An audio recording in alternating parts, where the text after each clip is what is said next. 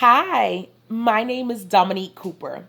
I am a substitute teacher as well as the Chief Social Impact Officer for Laundry Life LLC. Today, I am going to read you the book Pete the Cat Goes Camping. This book is written by James Dean. Reading is so very important. Reading is a very essential part of my job function each and every day with Gwinnett County Public Schools as well as Laundry Life LLC. Without the ability to read, I would not be able to do my job effectively. In Gwinnett County, I regularly work with students in grades kindergarten through fifth on all sorts of different subject matters, and it requires the ability to read and the ability to understand what I read to effectively execute my job. As a social impact officer with Laundry Life, reading is very crucial. It is directly impacted by the very job that I do as I work with various organizations, nonprofit groups, partners, and customers with our business model each and every day. Today, let's read about Pete the Cat and how he goes camping.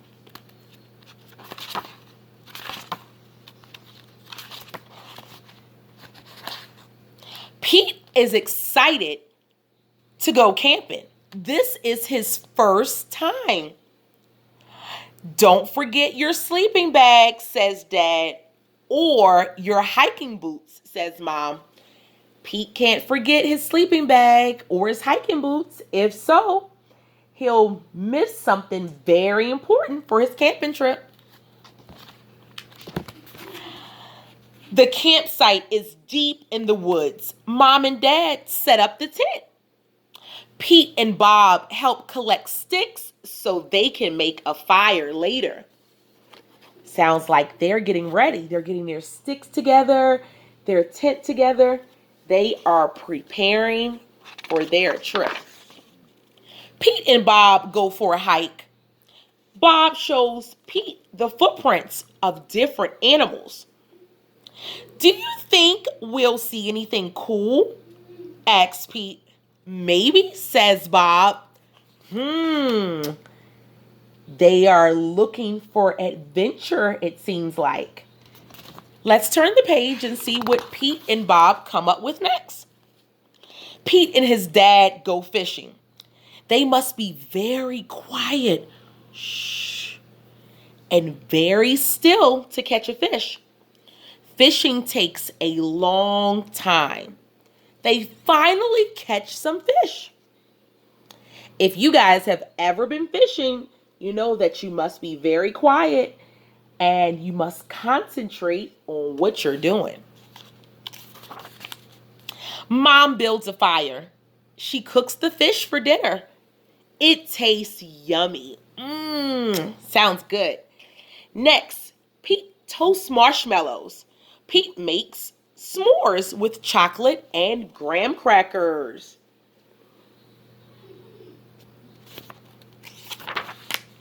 It starts to get dark out. Bob tells Pete a story about a scary, hairy giant. The giant lives in the woods. His name is Bigfoot. Uh-oh. Uh-oh. They're talking about Bigfoot.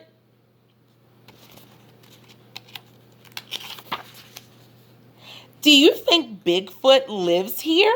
Asks Pete. No one has ever seen Bigfoot, says Bob. Don't let Bob scare you, says Dad.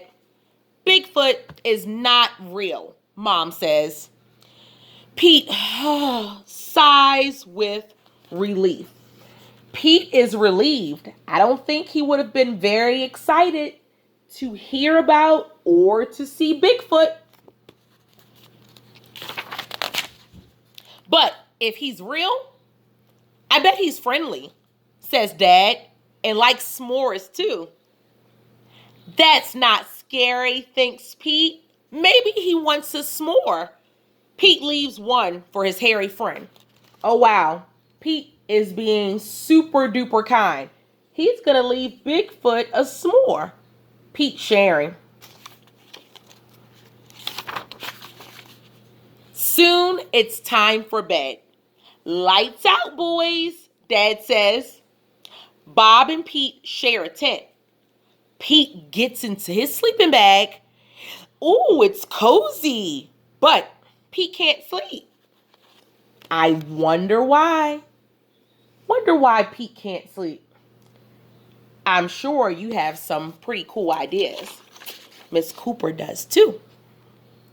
The woods seem extra dark, and all the sounds seem extra loud at night. Pete hears a weird swooshing sound. What's that? He asks Bob. That's just the wind, says Bob. Think Pete's getting a little concerned. Pete doesn't understand. What are all these sounds coming from in the woods? Pete hears an odd chirping noise. What's that? He asks out loud. Pete hears a strange hooting sound. What is that? He wonders. That's just an owl. Pete thinks of his old friend Al.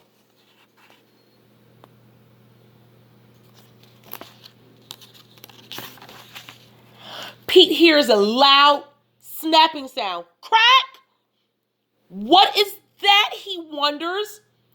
But Bob is already fast asleep.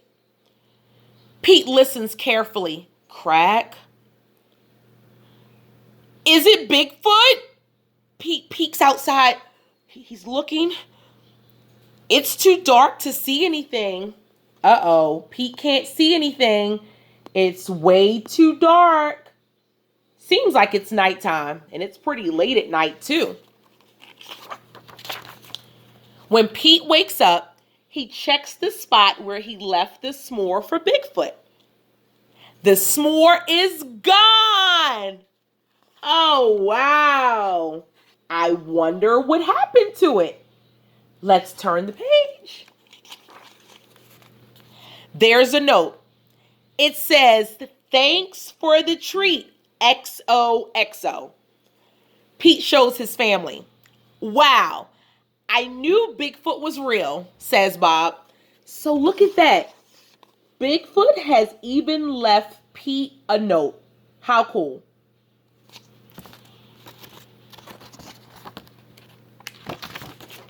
Pete knows Bigfoot is not scary. Just because he looks different does not mean he's scary. He even likes s'mores too. Wow, Pete is so relieved now. And that is the end of the book. Pete the Cat Goes Camping. I hope you guys enjoyed the book just as much as I did. Enjoy the rest of your day and never, ever stop reading. Bye.